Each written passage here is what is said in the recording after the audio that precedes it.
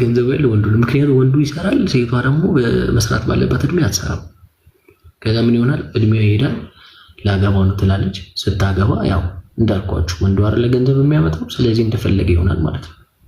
እንደፈለገ ይሆናል። ግን ገንዘብ ቢኖርሽ ስራ ቢኖርሽ ግን ሪስፔክት ትደረጊያለሽ። ገባሽ? ሪስፔክት ትደረጊያለሽ። ለምን? ስራለሽ፣ ግብር ከፋይልሽ አይደል? ሰራተኛ ተቀጥረሽ የምታሰሪው የሰራተኛ ደሞዝ አለብሽ። በቃ አንቺ ጀግና ነሽ። ገባሽ?